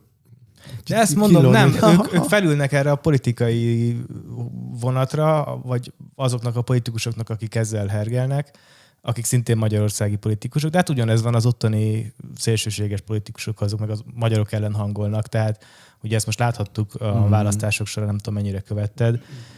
Igen, láttam. Ja. Egyébként az ottani barátaink, csak hogy, mert ez meg egy ilyen visszatérő frázis a magyarok körébe, hogy ott, aki ott lakik, az minek szól bele. Hát például az ottani barátaink, meg az ő baráti körük nem szavaz Magyarországra, mert azt mondták, hogy ő sose élt ott, szeret Magyarországra járni, meg vannak magyar barátai, meg rokonok, akik ott laknak, de életében nem élt ott, és oda nem fizetett adót, neki van éppen egy dolga ott, ahol lakik, és ő nem szavaz Magyarországra. Teljesen korrekt, megértem. Ja. Azt is értem egyébként, hogyha valaki jót akar, vagy nem tudom, de... Jót igen. akar magának, és igen, a Viktorra meg szavazok 10 000 meg forintért. Ja. Vagy egy templom felújításért. Vagy. No. Mindegy. Igazából nekem tök mindegy most már, mert ugye nem ott élek, szóval túlságosan jó, de hát nem azért hat mégis meg. csak ott van az embernek rokona. Meg azért nem, nekem ez kurvára fáj, hogyha hülyére vannak véve az ottani emberek, meg ki vannak rabolva gyakorlatilag. Meg hát azért mégis csak az egész családom még mindig ott él. Azért ez nem jó, hogy le van rúgva az ország, meg hogy mondjuk az ottani unokatestvéreiknek, a gyerekeiknek, hogy milyen perspektívájuk lesz, vagy hogy... Nyilván nem egy jó dolog, de hogy így... Tehát ez a valóság, és akkor így... Ja. Nem, ez megint olyan, hogy sírhatunk rajta, de nem ér... Tehát, hogy semmi értelme, de annyit tudunk tenni ellene, hogy elmegyünk szavazni. Ja, persze. De nem, meg az a baj, vissza a triphez, mert most megint politikát csinálunk belőle. Igen. És akkor menjünk inkább tovább. Ja. Hogy... Úgyhogy Gyimesbük az tök jó volt. Ott van egy kvázi ismerős, tehát már tavaly is ott szálltunk meg, egy ilyen falu széli kis házikó, vagy hát nem is olyan kicsi. Úgyhogy ott tök jó jött ki, mert ott az egy ilyen, most tudom, 3 szinten vannak, vagy 2 szinten vannak szobák, és az egyik szinten csak a miénk volt, úgyhogy az így tök kényelmes volt. Ott volt egy ilyen érdekes sztori, onnan föl lehet menni egy ilyen hegyhátra kocsival, ott van fönt egy szálloda, úgyhogy el akartunk menni oda kávézni, mert megnézni a kilátást, és útközben fölfele láttuk, hogy már egy autó, a szemközt, tehát a lefele jövő autó már lelassított, és gondoltuk, hogy biztos van valami ott, meg hát ugye mindig van az, hogy most látunk-e medvét, vagy nem látunk medvét, és ott le volt lassítva, és ott fetrengett egy őz az útszélén, de egy jó megtermett, vagy nem is ősz, hanem szarvas nő, a nőstény szarvas. Aha, biztos. Igen. És kérdeztük a srácot, magyar srác volt, hogy mi van, mondta, hogy hát nem tudja, ő is csak látta. Azt hittük, hogy ő ütötte el, vagy ilyesmi, de mondta, hogy nem, csak ő is látta, hogy ott fetreng az őz. Fölmentünk a kávézóba, vagy ilyen szállodában, ami ott van egyet kávézni, és mondtuk az ottani srácnak, hogy amúgy nem tudom, tudják-e a vadásztársaság, vagy nem tudom, kinek kell szólni. Az para lehet, hogy lesérült ősz, vagy szarvas, hogy egyrészt, hogyha már nem lehet vele mit csinálni, akkor lehet, hogy érdemes megszüntetni a szenvedését, meg hogyha meg viszont meg lábra áll, és ott mondjuk nekiugrik egy autónak, vagy nem tudom, az meg tökre nem jó. Ja. De hát mondták a srácok, hogy hát ők nem tudják, meg nem tudom. És aztán jöttünk lefele, és akkor valahogy úgy arrébb ment, vagy tehát már ugyanott volt az ősz, csak valami más pozícióban, és lehetett látni, hogy vérzik, de hogy nagyon sok vér van alatta. Úgyhogy...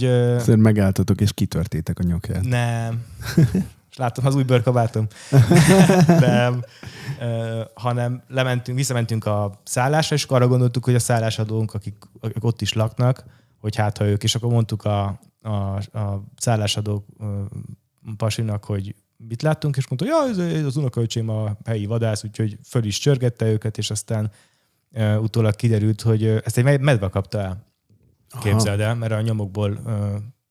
Mert azért, hogyha egy autó üti el, akkor azért ilyen nagyon vérzős sérülése nem biztos, hogy keletkezik. Vagy nem tudom, főleg a hasán vagy a hátán sérült, tehát hogy az úgy valahogy nem adta ki, és aztán mondta, hogy lehetett látni a nyomokból rajta. Sajnos le kellett lőni, de hogy medve kapta. És aztán lehet, hogy az útszélén, és aztán jött autó, vagy ilyesmi, és a medve meg attól megijedt, és bement az erdőbe, és ott hagyta. De mondjuk a medvére meg eléggé jellemző, hogy védelmezi az áldozatát. A prédát. Minek ment oda a szarvas. Egy kis áldozathibáztatás is. Ezt is be lehet írni a bingóba.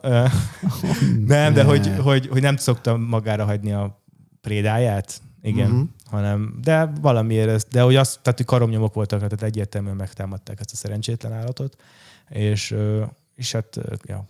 Úgyhogy, hát akkor egy nagyon jó szarvas pörkölt lett valószínű a vadászoknál. Mi nem kaptunk belőle, viszont fűzöttek nagyon jó fánkot. Úgy pont akkor értünk oda, és akkor ez kezdve forró volt, úgyhogy tudod, hogy mondják Gyimesbükbe azt, hogy vegyél, vagy hogy egyél belőle? Nem. Használják. Mi? Oda tolta a Pali elénk a tálcát, és mondta, hogy használják. Tök jó. És ez nekem annyira megtetszett, ez a kifejezés, hogy ezt beépítettük a Active Soak-be. Használják. Amikor valamit ajánlottunk a másiknak, vagy nyújtottunk, hogy használd. Aha. Ez nekem tetszik. Én ezt nagyon szeretem, ezeket a kis nüanszokat, hogy tudod, hogy érted, hogy mit akar, mert felé nyújtja a tálcát, és tehát, hogy meg érted, hogy mit jelent ez a szó, és úgy összerakod, de hogy te sosem mondanád ezt így. És akkor így néztetek rá, hogy hát ez mi a faszomról beszél? Nem tudom, magyarul mondja, de bazd meg, hát ez hülye. Nem, azt hagytuk, hogy ez ilyen amerikai pite jellegű téma, hogy nem tudjuk, hogy hogya forró fánkot.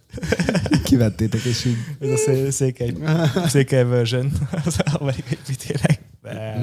Nagyon finom volt. Isteni volt. Utána visszamentünk Kolozsvárra, és én nekem tök nagy mázim volt, mert úgy volt, hogy már pénteken vissza kell jönnöm, de kaptam még pluszba szabadnapokat a szabadság végére, úgyhogy még a srácok hazamentek Budapestre, és akkor még a Pascal meg ott maradtunk Kolozsváron még egy jó pár napot. Tehát így majdnem 2 hét lett nekünk a vége. Aha. Úgyhogy ott meg mászkáltunk.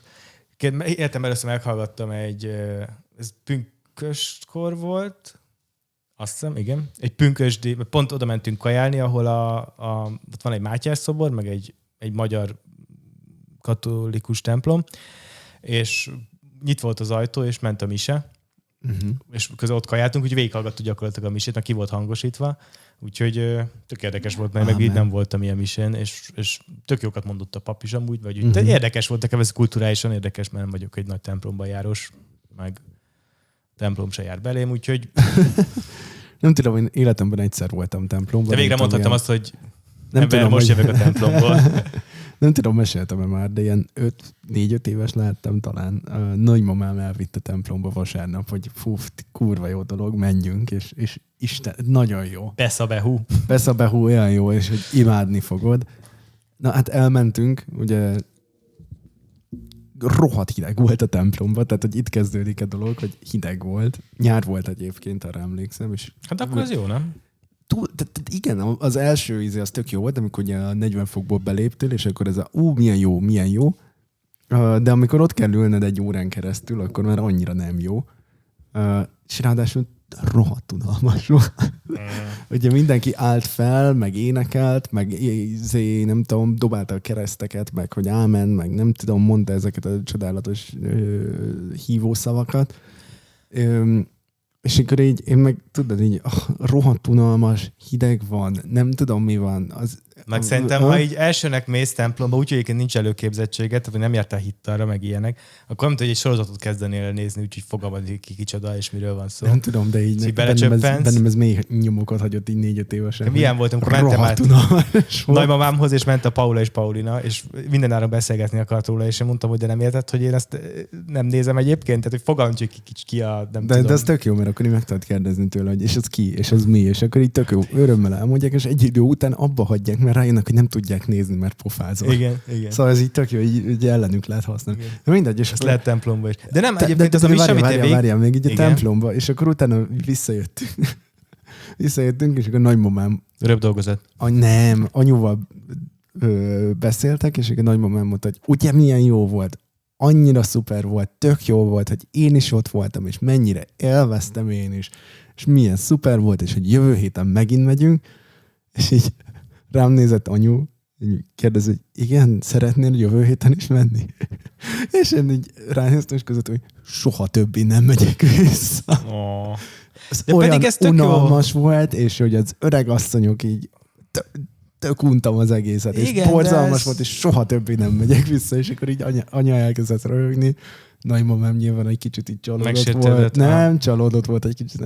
Jó, hát akkor egyedül járt tovább. Pedig amúgy nincs, tehát szerintem egy idősebb embernek ez tök jó. Egyrészt közösségi élet, meg egyébként, ha jó a pap, meg normális, akkor tök értelmes dolgokat mond. Nekem az a bajom sajnos, hogy vannak olyanok, akik álltatoskodnak vasárnaponként a templomba, és aztán meg amint kilépnek onnan utána, vagy lehet, hogy még ott, hogy semmi nem megy át abból, amiről szó van. A testvériség, egymás szeretete, tisztelete, alapvetően ez a probléma, a templom meg a vallással kapcsolatban, hogy nem az alapértékek, amik a tanúkban vannak, meg ebben szarban vannak. Halkan jelzem, hogy kezdünk nagyon elkanyarodni. Az emberek ezt így tökre leszarják, és ez elmegy a templomba, és csak imádkoztam egy órát, tök jó, kimegy, és akkor így szarral dobálja a szomszédját, már hogy mekkora geci. Ez meg nem a templom hibája. Nem, ez az emberek eljárni meg csak azért jár rá, hogy ki mit fog gondol. Tehát, hogy sehogy se jó. De közben meg mondom, én most ezt végighallgattam, ott a... Most nagyon ciki, de nem tudom a térnek a nevét Kolozsváron, ahol a Mátyás szoborban, talán Mátyás tér. A Mátyás téren. Ami nem a barátok közből, hanem ez egy létező Mátyás királytér. De nem is biztos, hogy úgy hívják. Most nem googlizok megint fél órát. Tök mindegy, ott van. Igen, és tök jót mondott, és nekem tetszett, jót mondott a pap, úgyhogy vagy jól beszélt, és vannak nem is tartotta túl hosszan. Vannak egyébként tényleg olyanok, amikre azt mondom, hogy tök jó, meg amikor értelmesen beszél, és tényleg az értékekről beszél, amik így alapvetően így az emberek között, hogy testvériség. Még ez nyilván ilyen special edition volt, a pünkösd volt, tehát lehet, hogy a többi az arra nem készül ennyit, nem tudom. Lehet, de igen, tehát hogy amikor tényleg ilyen... Az olyan, mint akkor leülsz egy Super Bowl-t megnézni, úgyhogy egyébként fogalmam nincs az amerikai fociról. És mikor jön a Beyoncé? Igen. Nem jött. De Tóth Gabi se szerencsére, úgyhogy legalább ennyit. Tehát, ez egy win-win volt ilyen szempontból. Megnyertétek a legjobbat. Úgyhogy még ott jó el voltunk Kolozsváron, és megnéztünk egy pár olyan részét, ahol még nem jártunk, amikor legutóbb voltunk. Meg azért Kolozsvár az nagyon jó kis hely.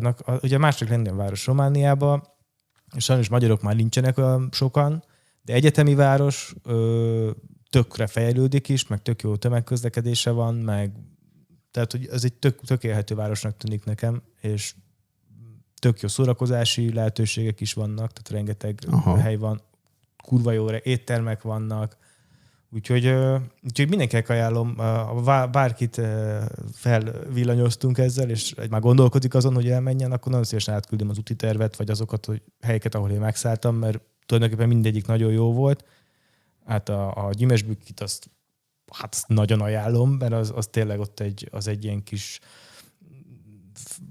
erdőszéli szállás volt, olcsó reggelivel, megkérdezi a néni, hogy hánykor akarunk vacsorázni, hánykor reggelizünk, mit, tehát, hogy paleo, vegán, szabott. kóser, úgyhogy you name it. Mindenre föl van készülve. Na, tök jó. Ez nagyon jó. Úgyhogy ez nagyon, és hogy tök jó volt, hogy apuval is ezt megtudtam.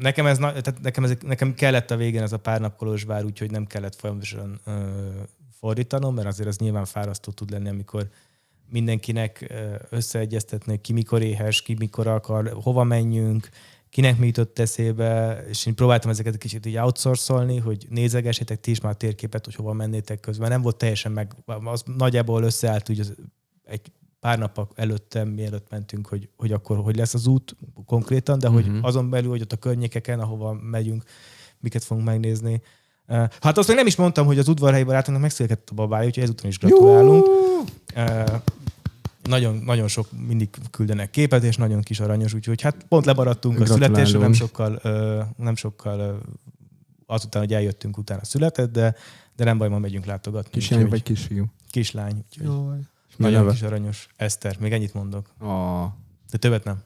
Nem vagyok felhatalmazva. Nagyon szép kislány, úgyhogy nagyon örültünk nekik. Gratulálunk még igen. Egyszer. És még el tudtuk vinni a hölgytagot kajálni egy jót, még mielőtt mondtam, hogy akkor most még egyen egy jót, utána lehet, hogy egy darabig nem fog tudni menni, így mászkálni ide-oda, úgyhogy ez is tök jó volt, hogy tudtunk egyet így beszélgetni.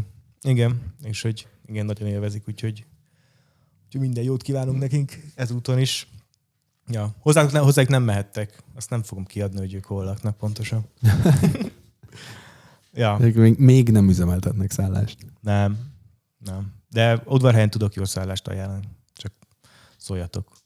Lehet még kedvezményt. Na jó, azt nem. Hát az mindenki van határa. A Telegramon írhattok, és megyenek pofátlanul. Dani elküldi nektek a tippeket. Bármit. Igen, Telegram. Hát nem bármit. Azért. Mondtuk majd Telegram?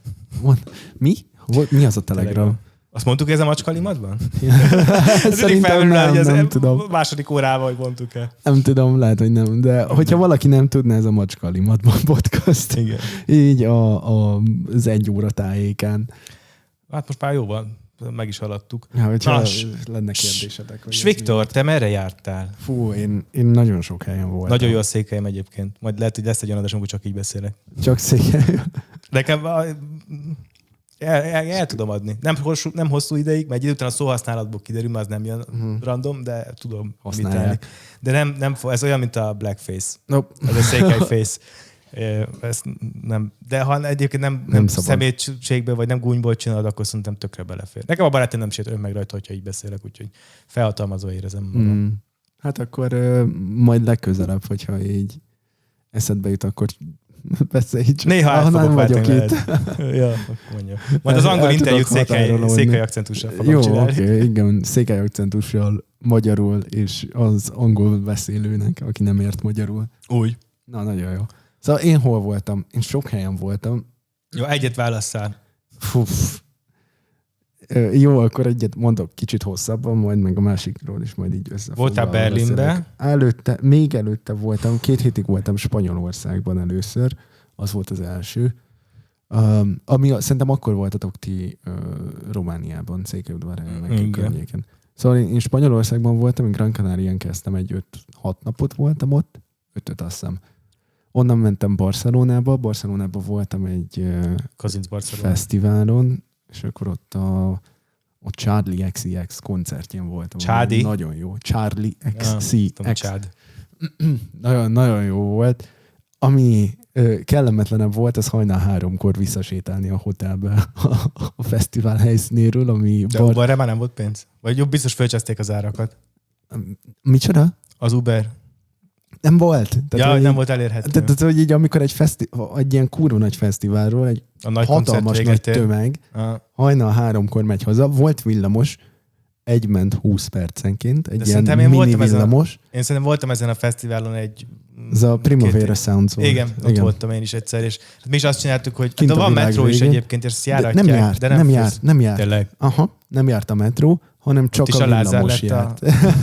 Csak a villamos járt, és de nem voltak légkondicionált buszok helyette? Ne.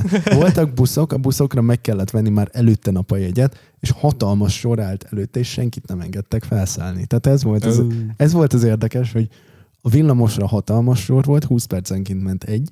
Én 1 órát sétáltam vissza a hotelbe a villamos mentén. Az 1 óra alatt hát szerintem ilyen 2 villamos ment el maximum, és mindegyik tele volt többe. Tehát, hogy én beálltam volna a sorba, egy ilyen 2-2,5 óra lett volna, amire hazaérek.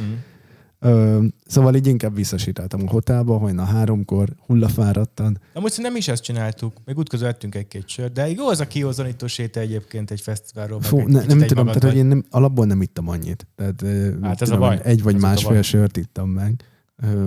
És akkor utána visszasétálni, ráadásul nem is aludtam túl sokat, ugye, mert aznap érkeztem Barcelonába, nem tudom, ilyen dél 1 óra környékén. Ezt te rosszul tervezted 4 órás repülőút a Gran Canariáról, szóval nem tudom, ott is ilyen 6-kor keltem, 8-kor indult a gép a reptérről, dél körül Barcelona, 1 óra 2 környékén szállás. Tehát, hogy ilyen nagyon... Ja, és nagy olyan nyerőn, aki nem ment a Primavérára. És akkor másnap pedig délben mentem Madridba vonattal. Szóval ott se tudtam túl sokat aludni. Ja, te csak ezt egy koncertre mentél el, nem? Tehát ez ilyen operett fesztiválozás volt. Aha, igen, hát azon a napon, azon az estén megnéztem több dolgot, de ez volt a fő dolog, ami miatt mentem. Igen, ott voltam egy hosszú hétvégére, hát nem tudom. Nem az én világ. Én nem úgyse vagyok fesztiválos, amúgy, mert én rosszul vagyok az ennyi embertől. Öreg vagyok, vagy nem tudom. Nekem egyébként nem, tehát hogy én is azt hittem, hogy sok lesz, meg hogy nem, de egyébként jól éreztem magam, meg nagyon jó volt, csak utána nem volt olyan előadó, aki a többi napon értekelt volna. De nekem meg pont az volt, hogy amikor mi voltunk, akkor azt hiszem Dua Lipa volt egyik este a nagy előadó. Nagyon rossz volt a hangosítás, tehát hogy én ezért vekengtem végig, hogy lehet ennyire szar. Aha. Meg a fele nem szólt, meg akkor újra kezdték, nem is tudom, mi volt. És érdekes, hogy ott meg pont azok a koncertek, mert ott társasággal voltam, és ott voltak már, hogy ki mit akar megnézni, és pont azok a koncertek voltak a legjobbak, amik kisebb színpadon voltak, és nem úgy mentünk oda, hogy kinéztük, hanem úgy mentünk oda, hogy csak belecsöppentünk. Aha. És úgy tök jó előadókat láttam, vagy hallgattam meg, és sőt, én még kimondottan bántam, hogy nem az elejétől. Úgyhogy néha érdemes is szörfölgetni, nyilván az embernek van kedve, meg nem 6 kelt, hogy Primavera hát meg hogyha nem olyan, tehát hogyha igen, hogyha van alkalmad rá, nekem például Szigeten volt többször ilyen, hogy elmentem olyan kisebb előadókra, vagy kisebb színpadokhoz, ahol így láttam az előadót, nem tudtam, hogy ki ez, előtte maximum belehallgattam, hogy így jónak hangzik, elmentem, és rohadt jó volt. Nagyon-nagyon jó előadók voltak. Ja. És így szerintem 3-4 ilyen előadót is találtam, akinek a zenéjét nagyon-nagyon élvezem, még most is, és hallgatom, és tényleg olyan volt, hogy előtte semmit nem tudtam róluk. Hát meg az egy egész más élmény, hogyha úgy találsz egy előadóra rá, hogy élőben hallod először, mert lehet, hogy Spotify-on, ha földobja, akkor csak simán tovább tekered, vagy úgy nem üt akkorát, viszont ha már kötődik hozzá egy koncertélmény, akkor szerintem sokkal jobban be tudod fogadni, vagy megmarad. Igen. Nekem például Magyarországon volt egy ilyen, egyik csoporttársam volt. Mága Zoltán. Hagyjám, nem. A Győzike. Na, szóval volt egy csoporttársam, aki elvitt egy koncertre, hogy ő nagyon szereti őket, de nem akar egyedül menni, menjek el vele. Elmentem, és hogy a koncert nagyon-nagyon-nagyon jó volt. Tehát, hogy nagyon tetszett a zene, nagyon jó volt az egész hangulat, és utána Spotify-on elkezdtem hallgatni, és nem tetszett. Tehát, hogy Spotify-on, ahogy hallgattam, nem tetszett a zene, élőben viszont nagyon tetszett. És így valahogy így ez olyan fura, hogy amikor koncertjük volt utána, akkor elmentem rá, mert nagyon jó volt, viszont otthon én nem hallgattam egyáltalán, mert nem tetszett a Spotify-on a zenéjük. Nekem ez egy kicsit fordítva volt. Én Nyugat-Európa legnagyobb Latex Fauna rajongója vagyok, ez egy ukrán ilyen indie zenekar, és egyszer volt alkalmam Prágában meghallgatni őket, és valamiért a srácnak szerintem nagyon széteffektelik az énekesnek a hangját a stúdió változatban, mert alig lehetett ráismerni, meg olyan érzésem volt, mint hogyha nem lenne. Most mit csináltál? Halkítottam a saját fülesemen. Jó. olyan érzésem volt, mint hogyha nem is ő énekelne az album. Vagy lehet, hogy csak szét van, mondom, effektelve, vagy filterezve, vagy nem tudom, mit csinálva. Lehet, ja. De az egy kicsit ilyen csoda. Aztán, hogyha már úgy egy-két szám után hozzászoksz, akkor már egy tök jó volt, csak az ilyen kicsit olyan furi volt. Meg amúgy nagyon jó zenészek játszanak benne, vagy hogy mondjam, ez egy félig-meddig hobbi zenekar. És hát amikor mentek kifele azt remélem, hogy nem meséltem itt. Amikor mentek kifele, nem volt külön ilyen művész kibejáró, hanem ott mentek ki, ahol még a vendégek ott, vagy az vendégek, közönség még kücsörgött, még ott megittünk egy sört, és láttam, hogy mennek ki, és elkaptam őket egy selfie-re, és mondtam, hogy én nem beszélek ukránul, csak angolul, úgyhogy ott meglepődtek, és kérdeztek, hogy honnan valós, és mondtam, hogy Zürichből jöttem, hogy meghallgassalak titeket. Ami egy pici, nagyon pici felítés volt, mert nekem lakik is ismerősöm Prágában, és őt is meglátogattuk egyúttal, de a koncert volt az apropó, hogy mentünk, és így micsoda, és így nem akarták, ők még Ukrajnán belül sem nagyon-nagyon ismertek. Sokan ismerik, de beszéltem többen ukránul, aki meg így tökre nem volt meg. Aha. És teljesen le voltak hidalva, vagy valaki. Meg tök random találtam őket Spotify-on, és már le voltak hidalva teljesen, hogy valaki ezért idejött egy tök másik országból, hogy meghallgassa őket, úgyhogy ez így tök jó volt. Nekik is szerintem ez így tök jó élmény volt. Ja. Na, de tök szuper. Igen. Vissza az utazáshoz. Persze. Szóval Barcelonában voltam ott egy napot, utána mentem Madridba, az péntek, szombat, vasárnap, és hétfőn mentem Malagába, onnan átmentem egy napra Granadába.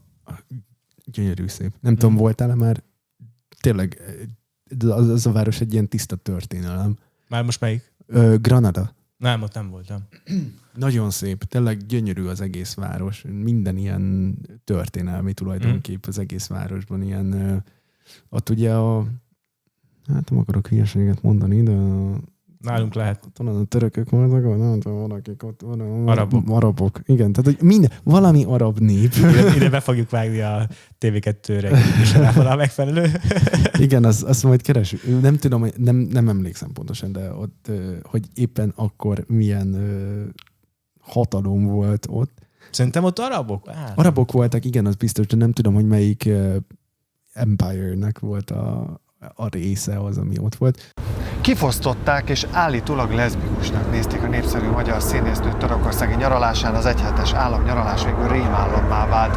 A részletekről Bornány Mária mesél. Jó reggelt kívánok! Nem vagyok rasszista, de gyűlölöm az arabokat.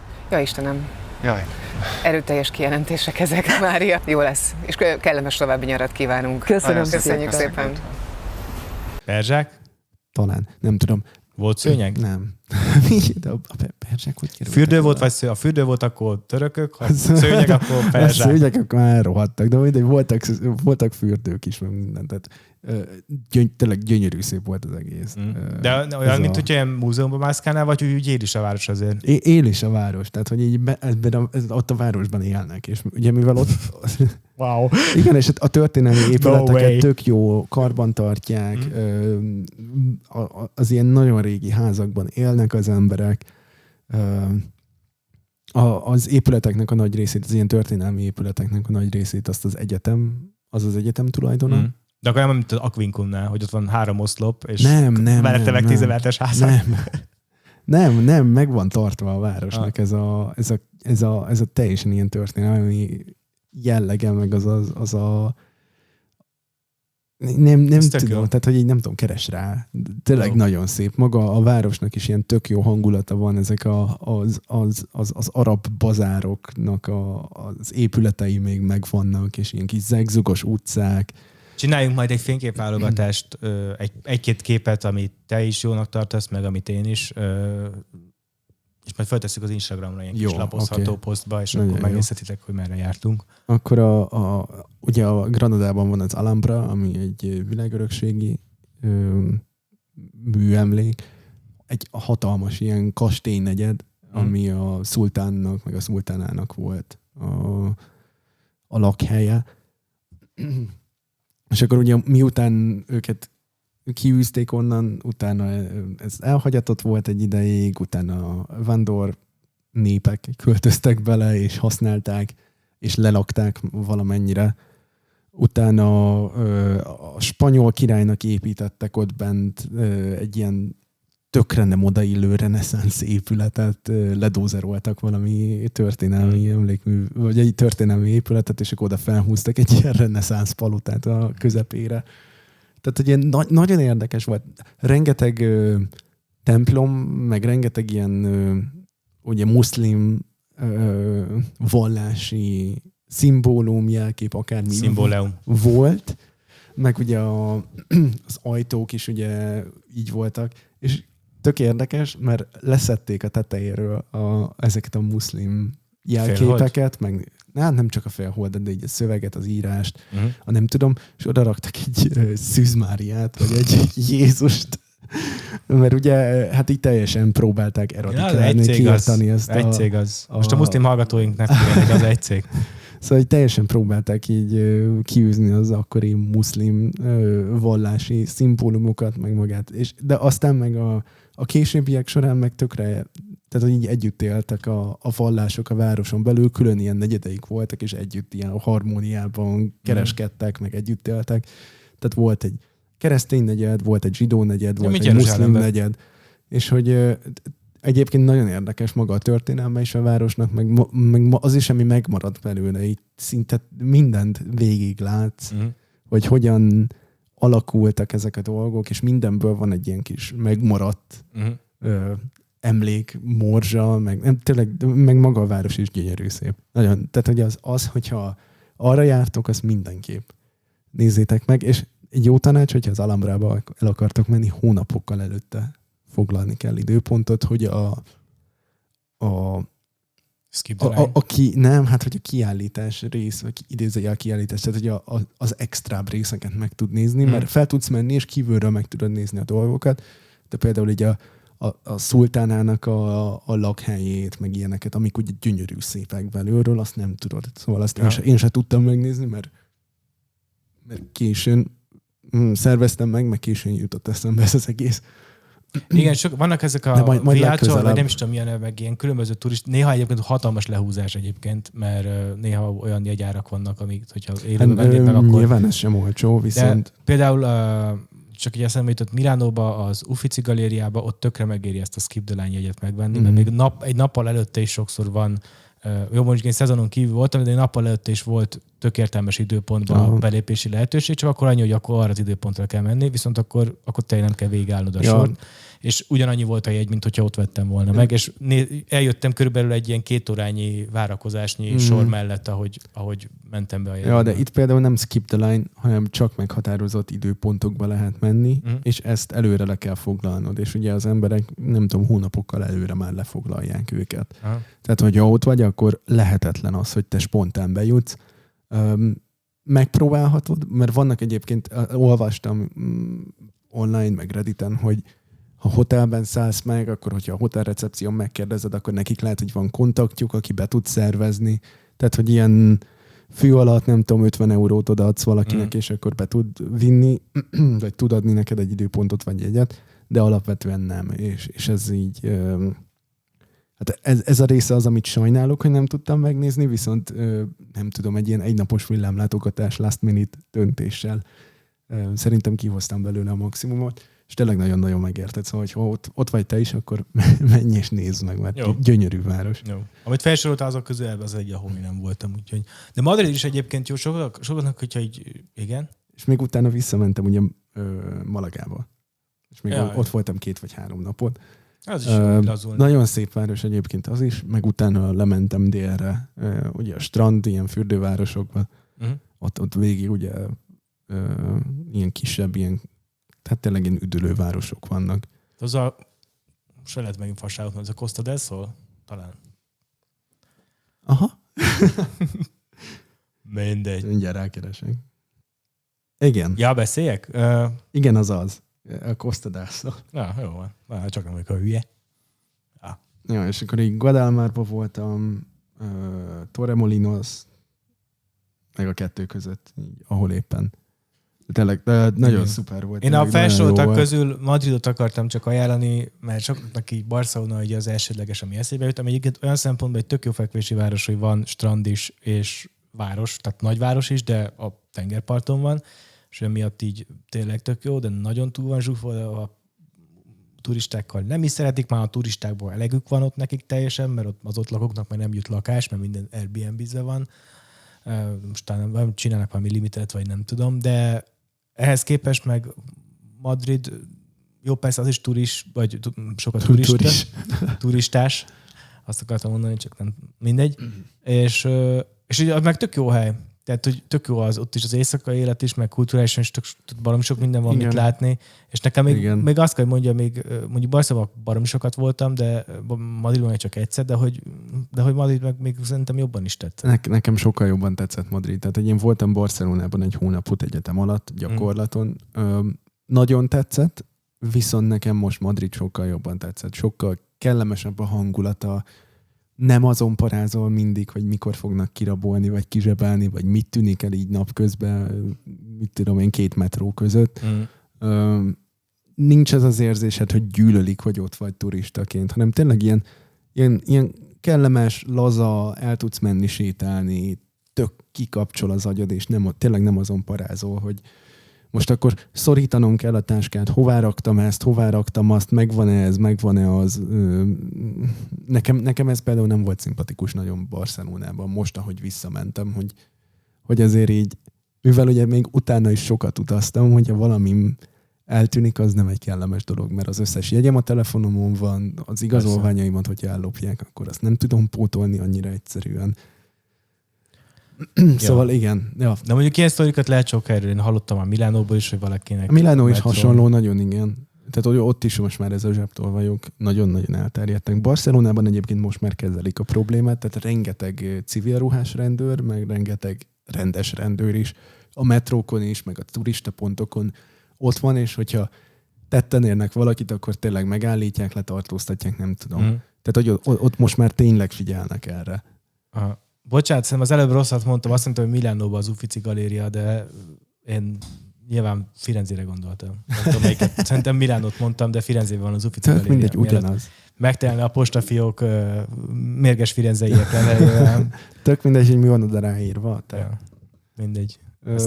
Igen. Szóval ez volt az első 2 hetes utazásom, utána itt voltam 1 hetet, és utána mentem Berlinbe, ott voltam egy 4-5 napot, aztán Stockholmban, ott 3, aztán mentem Budapestre. Az a fénypontja. Igen, Budapest volt a legjobb. És utána meg Szegeden voltam még egy pár napot. Na és az milyen volt? Meleg volt ott is? Eltelt. Nem annyira. Pont amikor lementem, akkor volt ez az esős, szeles lehűlés. Akkor ott még a következő 1-2 napban ilyen kellemes, tavaszias idő volt, az tényleg nagyon kellemes volt, és az utolsó 1 vagy 2 nap volt, amikor tényleg ilyen 35 fok környéke volt. Az annyira nem volt jó, de hát ilyen a nyár. Hát ja. Ilyen a béke. Ja. Szóval ezek voltak most az utazásaim. Jó. Végig beszéltük. Elfoglaltak voltunk. Igen.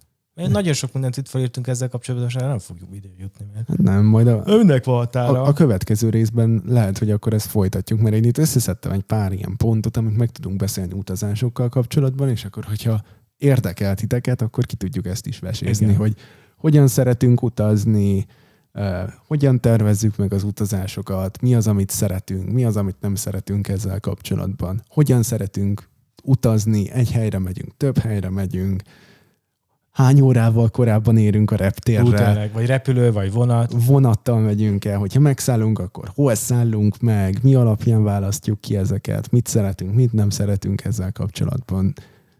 Ja. És hasonlók. Szerintem, hogyha... Ha van valami jó utazásos sztoritok most az utóbbi időben, vagy bármikor, akkor meséljetek, hogy mi volt. Lekéstétek a repülőt, vagy nem az volt a szállás, mint amit meg volt hirdetve, vagy nem is volt lehúzás, lopás, megkárosítás, meséljetek. Kíváncsiak vagyunk. Macskalimatban, @gmail.com.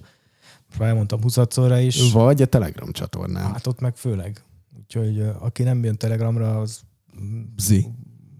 Hát, vagy az nem kap rétes testére legalább. Jó van, gyerekek. Most szerintem nem is beszéltünk így a Viktorral erről, most szerintem lesz jövő héten is adás. Vagy lesz, vagy nem, ez majd így a jövő zenéje. Majd meglátjátok, hogy lesz-e, vagy nem lesz. Ez már a jövő podcast, ez már a második évad, itt már a jövőből beszélünk. Majd a jövőből jelentkezünk, hogy lesz-e podcast a jövő héten. Igen, és lesz-e miépp 2/3. No, van gyerekek. Kérdés. Köszönjük a figyelmet. Velünk. Remélem kielégítettünk titeket egy jó hosszú kezdő résszel, aztán majd lehet, hogy nem mindig lesz ennyire hosszú, de majd meglátjuk. Hát nem mindig lesz ilyen hosszú, mert csak most ajándékként kapják, vagy hát nem ajándékként, kárpótlásként, amiért elmaradt az elmúlt 1 hónapban. Igen. Szóval most örüljetek ennek a hosszú résznek, nem lesz sok ilyen. De lesz. Na, szevasztok! Sziasztok! Ez nem produkció. Szeretném, hogyha egyszer majd produkálnál valamit, és mondhatnék neked egy nemet. Ez jelenleg egy nemhez kevés.